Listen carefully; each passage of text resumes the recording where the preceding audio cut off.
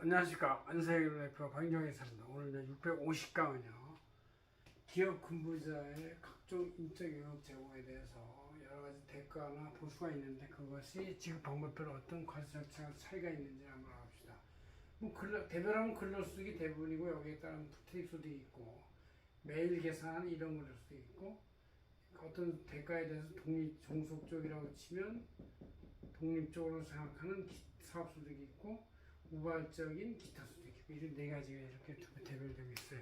여러 가지 동안도 이 비슷한 내용을 계속 강의했는데 계속 이거에 대해서 궁금한 사람이 많아가지고 제가 한 번 더 강의를 하게 됐습니다. 자, 정의가 근로소득은 종속적이다. 이런 근로소득은 이제 날짜별로 계산한다. 종속적인데 사업소득은 독립적인 자유계약이다. 기타 소득은 일시우발적 소득이다. 이런 얘기고 직장은 이제 근로소득이나 퇴직소득은 주로 한 직장에서 계속 종속적으로 근무하는 걸 말하고 이런 근로소득은 매일별로 여기저기 물론 일주일 단위로 갈 수 있지만 원칙적으로 일별로 다른 일대 변동이 될 수가 있는 것이고 사업소득은 여러 조직하고 계약을 하는 이제 프리랜서를 말하고 기타 소득은 권리 양도 대가 이런 걸 말합니다. 계산 방법에 대해서 근로소득은 이제 지급자가 연말정산을 한꺼번에 1년 단위로 하는 것이고 이런 근로소득은 지급자가 일별 정산하는 것이고 사업소득은 이제 수취자가 종합소득 신고를 하는 것이다. 그런 얘기죠. 기타 소득은 지급자가 원칙에서 한 다음에 수취자가 신고를 하는 것이고 그에 대해서 원칙적인 세액은 근로소득은 이제 근로소득 간이세액표라는 것이 매년 공시가 돼서 그대로 했다가 나중에 연말에 정산 다시 하는 것이다. 그런 얘기죠. 그러나 일용 근로소득은 하루 일당에서 15만 원을 뺀 마이너스 금액을 한 다음에 여기에 세율이 6% 단일 세율이에요. 제일 낮은 세율. 거기다 세액공제 55% 뺀 나머지 45%만 하고 그래서 주민세까지 2.1배를 하게 된다. 이런 얘기죠. 사업소득은 이제 총 지급에다가 3,300원 징수를 하고 기타 소득은 이제 열거된 소득은 지급액의 60%는 비용으로 보고 40%만 소득으로 봐서 거기에 22% 곱하면 8.8% 징수한다. 그러니까 사업소득은 3.3% 징수, 기타 소득은 8.8% 징수 이렇게 보시면 되겠습니다.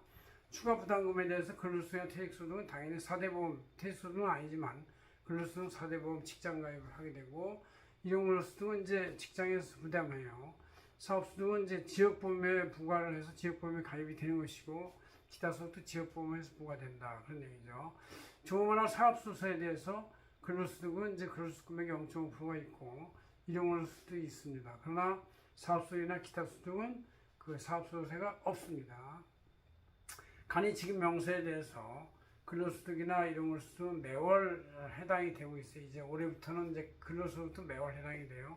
사업소득도 매월 해당이 되고 기타 소득은 이제 인적용은 매월 해당이 된다. 그러니까 지금은 이제 간이지급 명세가 매월 해당이 되기 때문에 간이라는 말을 쓴다 하더라도 실제 세무 담당자들한테는 굉장히 많은 노동 부담이 되고 있다. 매월 하니까. 이걸 1년에 한 번 하거나 6개월에 한 번 하면 괜찮은데 매월 하니까 그렇습니다. 최종 지급 명제에 대해서 근로소득은 연말정산 1년 단위로 3월 10일 날 하게 되는 것이고 이런 근로소득은 매 다음 달 말일에 해서 정리하면 되는 것이고 사업소득은 이제 1년 합산을 해서 3월 10일 한다. 기타 소득도 1년 합산해서 3월 10일 날 정산하는 것이다. 그럼 이제 이런 종합소득 신고를 하게 될 때의 공제 금액이 근로소득에서는 이제 근로소득 공제는 표준 공제가 있고 특별 지출에 대한 공제가 있어서 이제 이걸 더하면 한 2,500 내지 많으면 3,500까지 되는 것이다. 얘기죠.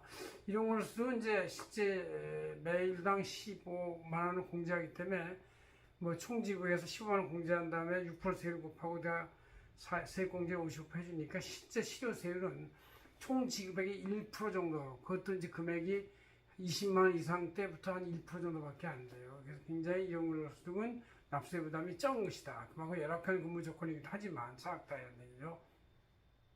그 다음에 이제 사업소득은 총 수금액에서 실제 필요경비를 반영해서 뺀다 그런 얘기죠. 기타 소득은 소득의 60%는 필요경비를 법적으로 인정해주고 40%만 과세한다 이런 얘기죠.